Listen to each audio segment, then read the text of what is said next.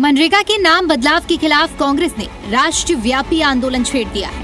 रविवार को देश भर में एक दिवसीय उपवास रखा गया, जिसमें हरियाणा में कई जिलों में भी कांग्रेस कार्यकर्ताओं ने धरना दिया। पार्टी का कहना है कि मनरेगा जैसी मजदूर हितैषी कानून को कमजोर किया जा रहा है और इसके खिलाफ 25 दिन का आंदोलन शुरू किया गया है।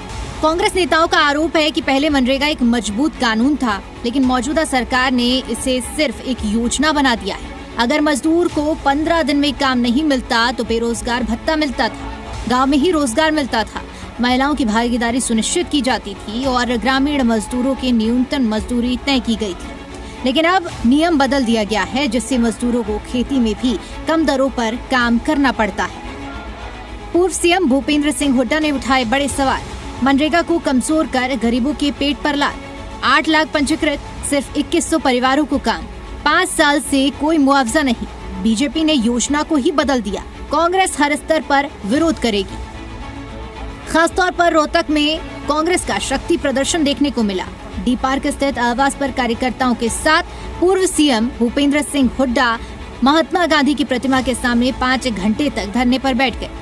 हुड्डा ने कहा कि हरियाणा में मनरेगा में 5 लाख मजदूर पंजीकृत हैं, लेकिन सिर्फ 2100 परिवारों को ही काम मिला। 5 साल से काम न मिलने पर किसी को मुआवजा नहीं दिया गया। मनरेगा पर कांग्रेस का एक्शन, राष्ट्रव्यापी 25 दिनों का आंदोलन, 1 दिवसीय उपवास और धरना, बेरोजगारी भत्ता और मुआवजा बंद, महिलाओं और दलितों की भागीदारी प्रभावित, नियम बदलाव से मजदूरों को नुकसान। एलओपी ने उठाए बड़े सवाल। पूर्व सीएम भूपेंद्र सिंह हुड्डा ने बताया कि बीजेपी सरकार सत्ता में आते ही मनरेगा को कमजोर करने में जुट गई है। नाम बदलते रहते हैं, लेकिन बीजेपी ने तो योजना को ही बदल दिया। 90% लाभार्थी बैकवर्ड और दलित हैं, जिनके पेट पर लात मारी जा रही है। कांग्रेस सांसद के सवाल से खुलासा हुआ कि 2024-25 में सिर्फ 2100 परिवारों को ही 100 दिनों का काम मिला। ये जो नया कानून ला रहे हैं, ये ना तो गारंटी दे रहे हैं और जो क्या काम होना है ये भी सेंटर से फैसला कर रहे हैं, सेंट्रलाइज कर रहे हैं। ग्राम गांधी जी का जो कंसेप्ट था ग्राम स्वराज तो जब भी आएगा ना, जब पंचायती राज को शक्ति मिलेगी। पंचायती राज को कमजोर कर रहे हैं और 90% जो इसमें लाभार्थी थे मनरेगा में वो दलित और बैकवर्ड क्लास थे, उनके पेट पे लात मारी जा रही है। मनरेगा में मजदूरी 100% के अंदर सरकार देती थी, 10% जो है वो मटेरियल का जो भी है वो पंचायत या स्टेट सरकार देती थी। अब 60-40 कर दिया इन्होंने। पहले ही नहीं दे रहे, 10% में ही नहीं दे रहे। 10% में ही 8 लाख रजिस्टर्ड मनरेगा के वर्कर हैं हरियाणा में और पिछले साल इन्होंने केवल काम दिया 2100 को, 100 दिन का रोजगार 2100 आदमियों को। और जब रोजगार नहीं देती है गवर्नमेंट तो कंपनसेशन देना पड़ता है। पिछले 5 सालों में 0 कंपनसेशन दिया गरीब आदमी। किसान और मजदूर को लड़वाने की एक साजिश की गई। बोले जब 60 दिन के लिए बंद कर देंगे हम, जब फसल की कटाई होगी। बहुत अच्छी बात है साहब, कोई बात नहीं, पर एक बात बताइए, अलग अलग प्रांतों में तो कटाई का अलग अलग समय, तो मई से फरवरी तो आपने काम देना नहीं, तो कितने दिन की स्कीम रहेगी? 1 अप्रैल से चालू हुआ तो 2 महीने की स्कीम बन गई। 60 दिन की नहीं है, 2 ही महीने रह गए। भैया जब कटाई होगी तब तो देना नहीं, तो कटाई तो मई से फरवरी तक अलग अलग प्रांतों में चलती है। तो इसलिए ये किसान मजदूर को लड़वाने का भी एक षड्यंत्र है। मनरेगा योजना में जो बदलाव लेके आई सरकार, उससे ये स्पष्ट हो गया कि भाजपा केवल नामकरण की राजनीति में विश्वास रखती है, नाम में रखती है विश्वास भाजपा, काम में नहीं। क्योंकि काम तो में तो कटौती कर दी, बजट तो घटा दिया और नाम बदल दिया। तो ये मैं समझता हूँ कि मनरेगा की जो योजना में बदलाव हुआ है वो करोड़ों देश के मजदूरों के अधिकारों पे बड़ा वार हुआ है। इस योजना को काफ़ी हद तक डाइल्यूट और ख़त्म करने की तरफ सरकार ने कदम बढ़ाए हैं। इसीलिए कांग्रेस पार्टी विरोध कर रही है और इसीलिए हम मजदूरों के अधिकारों की रक्षा के लिए सड़क पे हैं।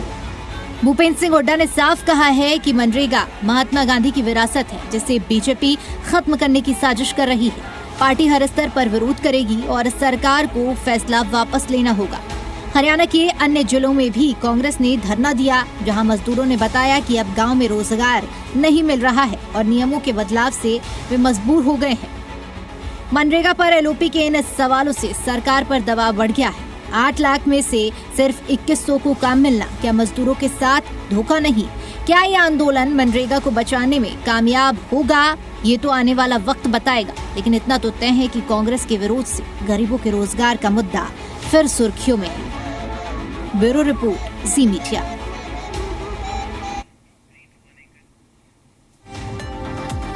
और चर्चा में आगे बढ़ने से पहले कुछ सवाल आपके सामने रखते हैं, जिनके जवाब आज की इस बहस में तराशेंगे। सवाल ये उठता है कि एक तरफ विरोध हो रहा है, विरोध का कितनी असर हमें देखने को मिलेगा, यानी कि कितनी असरदार साबित होगी कांग्रेस की ये रणनीति। सवाल इसके साथ साथ ये भी उठता है कि क्या हरियाणा में मजदूरों के साथ धोखा हुआ है, इसलिए क्योंकि ये कांग्रेस की ओर से कहा जा रहा है।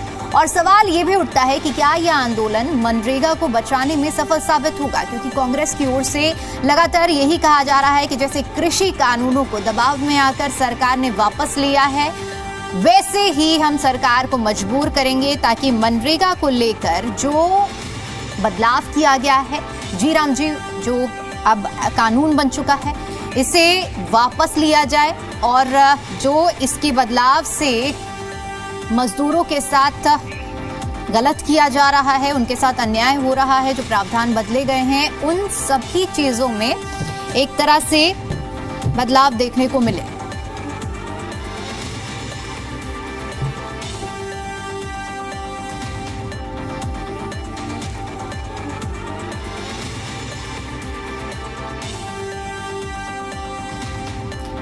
तो देखिए, कांग्रेस इस पूरे मामले में मुखर होकर लगातार विरोध दर्ज करा रही है। कांग्रेस ने आरोप लगाया कि पहले मनरेगा एक मजबूत कानून था, लेकिन मौजूदा सरकार ने अब इसे बदलकर जो मजदूरों के लिए जो एक कानून बनाया गया था, मजदूरों के हितों के लिए देखते हुए अब उसमें बदलाव किया गया है, वो बिल्कुल भी ठीक नहीं। और एक बड़ा आरोप तो एलओपी की ओर से लगाया गया है, जिसमें उन्होंने सीधा सीधा जिक्र किया है कि 8 लाख परिवार पंजीकृत थे, लेकिन 2100 को सिर्फ लाभ मिला है।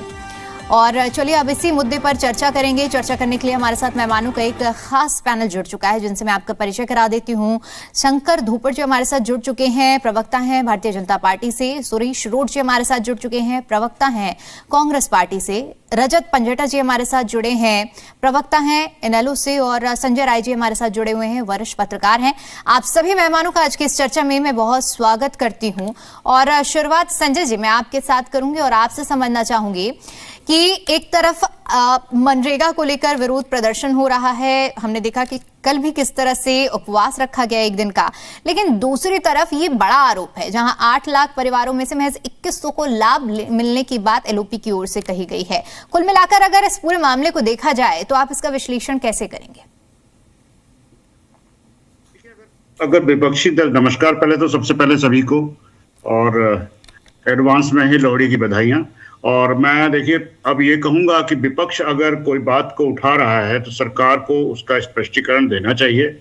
और स्पष्टीकरण में क्या है, किस तरीके से, अगर 8 लाख पंजीकृत हुए हैं, ये हुए भी हैं या नहीं हुए, पहले तो ये बात आवे। और उसके बाद काम कितनों को मिला है वो भी चीज सामने आनी चाहिए।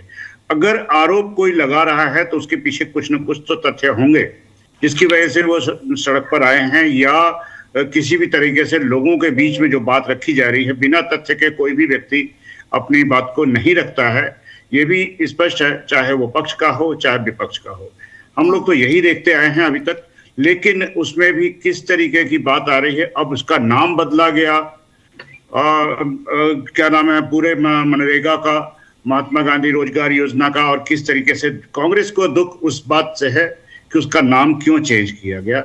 और उसमें बदलने में कितने जगह पर, कितना भी संसाधनों में नाम, क्योंकि कागजों में भी हर जगह नाम बदला जाएगा, डिपार्टमेंट के में भी नाम बदला जाएगा, और उस पर कितना खर्च आएगा ये भी तो लोगों को सोचना चाहिए। कभी कई जगह शहरों के नाम बदल दिए जाते हैं, अब विभागों के भी नाम बदले जा रहे हैं, योजनाओं के भी नाम बदले जा रहे हैं।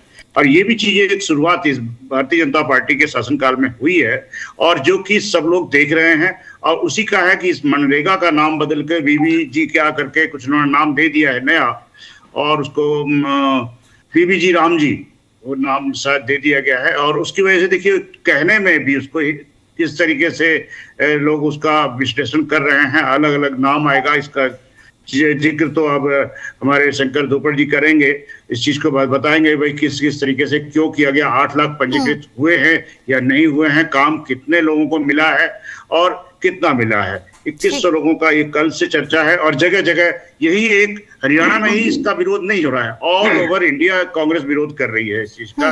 हरियाणा में तो हम लोग देखिए कल एक हमारे कांग्रेस के लीडर भूपेंद्र सिंह हुड्डा जी ने जो काम कहा और उसमें 8 लाख का पंजीकरण और उसके बाद भी 21 लोगों को रोजगार मिलने की बात कही है, तो उस चीज का स्पष्टीकरण और उसके बारे में सरकार की जो बातचीत है, सरकार का जो पक्ष है वो भारतीय जनता पार्टी को देना होगा आज, क्योंकि पूरे प्रदेश की जनता इस चीज को सुन रही है, देख रही है और हम ज्यादा इस चीज में भी बातचीत में अभी आगे बढ़ते हैं। कौन लोग क्या किस तरह के विचार रखते हैं उसे को देखना पड़ेगा अभी तो। ठीक है। अब शंकर जी, एक बड़ा आरोप है, अगर 8 लाख लोगों का पंजीकरण हुआ है उसमें से महज 2100 को लाभ मिल रहा है, जो एलओपी कह रहे हैं, ये अगर सिद्ध होता है तो अपने आप में जो आरोप लगाए जा रहे हैं कि मजदूरों के हित में कांग्रेस ने योजना बना दी लेकिन लाभ बीजेपी सरकार में कार्यकाल में नहीं मिल पाया है मजदूरों को, तो ये तो सही होता हुआ नजर आएगा। क्या कहेंगे आप, क्या पक्ष रखेंगे अपना?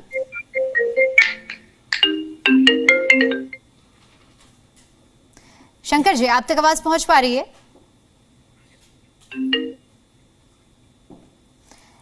ठीक है, शंकर जी से संपर्क नहीं हो पा रहा है, फिलहाल मैं लौटूंगी। ठीक, एक जी मिनट। जी, आप तक मेरी आवाज आ रही है क्या? जी, आपकी आवाज आ रही है। चलिए, मैं एक्चुअल में जो है ना स्क्रीन जो है वो गायब, चलिए आ गया स्क्रीन। मैं जो है जो अभी मेरे साथी है संजय जी, कांग्रेस के मित्र हैं, उन्होंने जो बातें जो बताई, पहले तो आपको और आपके दर्शकों को जो है नमस्कार, और लोहड़ी के साथ में संक्रांत की भी संजय जी बहुत बहुत बधाई और शुभकामनाएं। धन्यवाद धन्यवाद धन्यवाद। तो जो है भूपेंद्र जी, मुझे कांग्रेस का मित्र बताया आपने, अचानक कैसे कर दिया, मेरी समझ में नहीं। मैं माफी चाहूंगा पत्रकार है, वरिष्ठ पत्रकार है। बीच में जो है ना कोई फोन आ गया था तो मैं कट भी गया था। कांग्रेस का पक्ष रखने के लिए हमारे साथ आज सुरेश जी हैं।